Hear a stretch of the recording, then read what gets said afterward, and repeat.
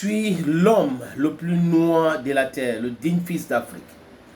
Je fais partie des Africains qui luttent pour l'indépendance réelle de l'Afrique. L'indépendance économique, l'indépendance politique est nécessaire, mais surtout économique. Parce que si on est indépendant, économiquement parlant, politiquement, c'est un acquis. Mais si on est indépendant politiquement parlant, économiquement, ce n'est pas un acquis. La lutte pour l'indépendance économique, la souveraineté économique aujourd'hui en Afrique est nécessaire.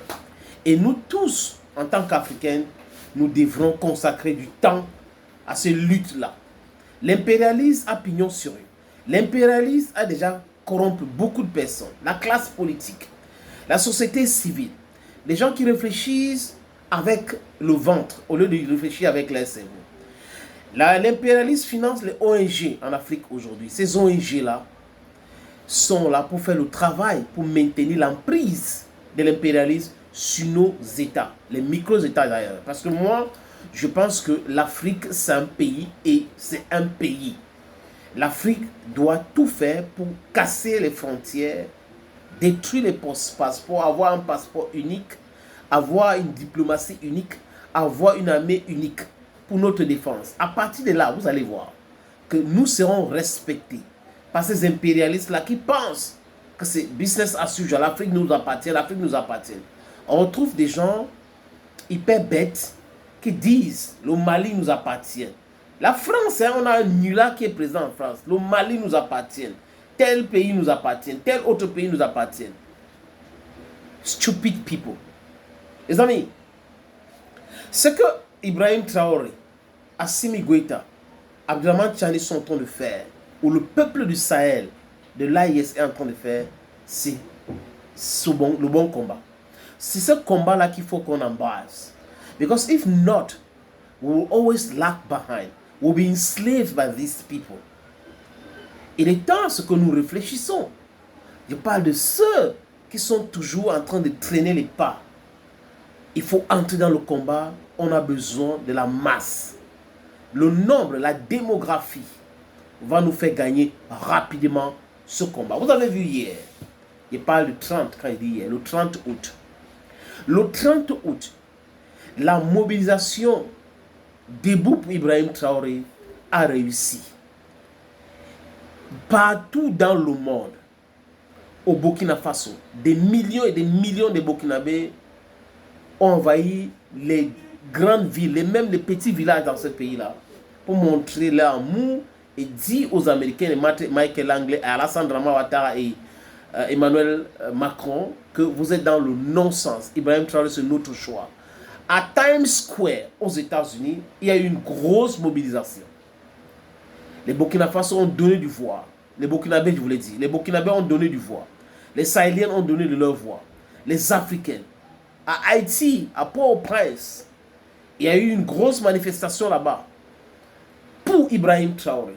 À Harare, au Zimbabwe, le pays de Bob Mugabe, Robert Mugabe, il y a des millions et des millions de Zimbabwe qui ont sorti dans les rues pour manifester leur amour pour Ibrahim Traoré. J'ai vu même en Tanzanie, à Zanzibar, je cite quel pays, je laisse quel pays les amis, c'était une journée d'amour, de soutien, d'apport, de protection. Quand j'ai fini de dire ça, les amis, j'ajoute à cela vigilance totale. Parce que l'impérialisme peut endormir les Africains pour frapper ailleurs. Ailleurs, je pense à quel pays, je pense à quel président? Assimi Goïta, Abdourahmane Tiani. Parce que pour la gouverne de certaines personnes qui sont dans ce lutte aujourd'hui, il faut savoir que ça a commencé avec Assimi Goïta. Ça a commencé avec le Mali.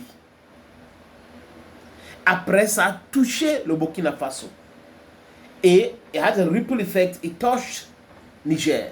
Mais parmi les 3 chefs d'État de l'AIS, il y a un qui est pédagogique, il est un bon orateur. On peut dire que c'est lui le porte-parole des chefs d'État parce que quand il prend la parole, il est cohérent, il dit des choses. Je ne dis pas qu'Assimi et les autres ne sont pas cohérents, mais il a la facilité de parler et de s'exprimer. Et il se rappelle de beaucoup de faits historiques. Parce que c'est avec l'histoire qu'on va se sauver. Si on ne connaît pas notre histoire, bah, l'impérialisme va toujours nous plonger dans l'endeuillement, dans la dispersion. L'impérialisme va toujours nous séparer pour mieux nous assommer. Assimi Goïta a tenu tête à la CEDEAO. Assimi Goïta a tenu tête à la France. Donc, Assimi Goïta doit être protégé. Parce que l'endormissement que l'impérialiste est en train de donner, que cette stratégie d'endormissement, oui, on va attaquer Ibrahim Traoré, ils veulent attaquer Ibrahim Traoré. Ils veulent assassiner Ibrahim Traoré. Ils veulent, à tout prix, tuer Ibrahim Traoré. Pour casser cette quête à l'indépendance, la souveraineté africaine. Vous savez, le Burkina Faso se trouve entre ces deux pays, entre le Niger et le Mali. Donc du coup, des gars ont pensé, ok, on réfléchit sur quoi, il faut les séparer. On va prendre le Burkina Faso et après on va les séparer, ça sera difficile pour eux de parler toujours de l'AES.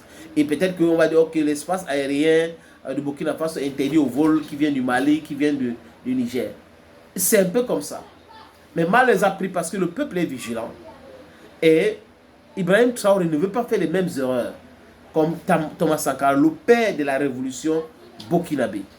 Donc il a pris des précautions et les militaires burkinabés, le peuple burkinabé est derrière son président. Qui est donc l'anglais? Qui est donc Macron? Qui est donc Assimi Goïta? De venir contrarier le peuple qui est souverain, le peuple burkinabé. Le peuple africain qui est souverain. J'ai dit encore, les amis, que la grosse mobilisation que moi j'ai observée le 30 doit être la même chose qu'on doit faire pour Assimi Goïta.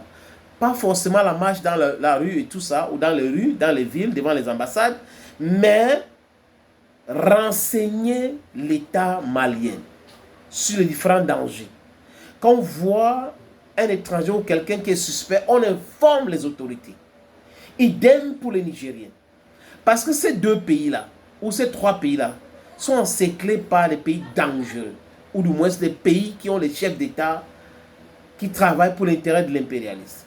Le Bénin, à côté du Niger. Le Nigeria, à côté du Niger. On a le Mali, la Côte d'Ivoire, à côté du Mali.